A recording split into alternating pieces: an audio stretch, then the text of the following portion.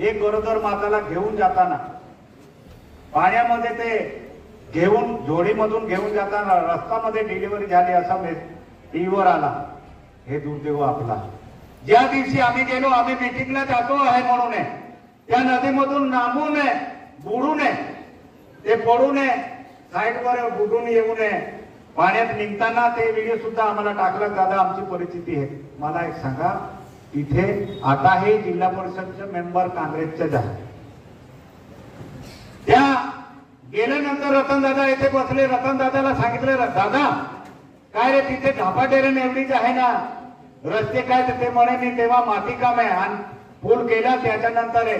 मी सांगितलं तो एक पूल आहे असे जे बांधून ठेवला आहे, चारू बाजू भोराव सुद्धा केला नाही, तर तो सुद्धा काँग्रेसचा एक पुढारी आहे, माती सुद्धा खाऊन गेला। त्या माणसाला तुम्ही निवडून देणार का?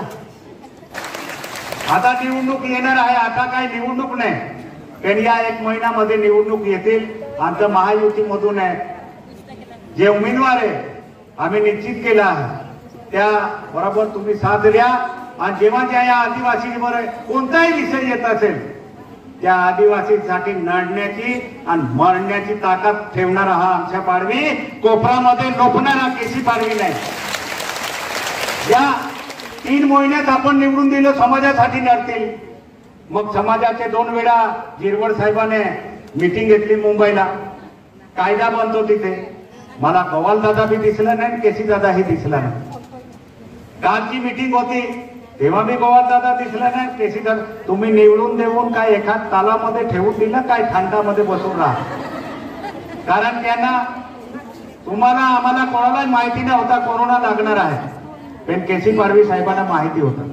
तो पेन बांधून फिरतो, आपली वास येते त्याला। नज्जा आमच्या पाडवीकडे केव्हाही आले, रात्री बेरात्री माझ्या दरवाजा उघडा सापडणार। पण मुलाबाळांच्या किंवा आपण आज 75 वर्षात आपण रस्त्यांसाठी बांधकाम करतो। माझी ताई डिलिव्हरीसाठी चोपडोलीमध्ये डिलिव्हरी होती, हे चांगला विषय आहे। म्हणून आपला विचाराच्या तुमचा विषय मांडणारा मी जेव्हा 2019 मध्ये ताई उभं होतो, तर तेव्हा मला सांगितलं गेलं हा अंगठा बहादूर आहे, काय करणार? मी अंगठा देऊन राजकारणात आलो आहे। ताई 1995 मध्ये मी खेरीज अंगठा देऊन राजकारणात आलो। माझ्या परिवारामध्ये मी 4थी शिकणारा पहिला व्यक्ती आहे, फक्त 4थी आहे, पहिला व्यक्ती आहे। 19 मध्ये सांगितलं गेलं हा निवडून देतील, काय बोलतील, मी पडलो। पण जो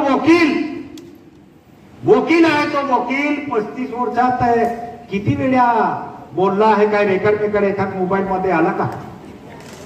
35 वर्षात 1-2 वर्षात नाही, 35 वर्षात माझ्या धडगावमध्ये रस्ता पाहिजे, माझ्या धडगावला वीज पाहिजे, माझ्या अक्कलकुवाला लेट पाहिजे, माझ्या धडगावला पाणी पाहिजे, माझी महिला पायी जाती आहे, हे कधी एखाद वेळा बोलला? पण माझ्या या 2.5 वर्षात बघून घ्या, तुमचा विषय आला तो मांडला, कुपोषणचा विषय आला तो मांडला, रस्त्यांचा विषय आला ते मांडला, मुझे मागत राहायचं।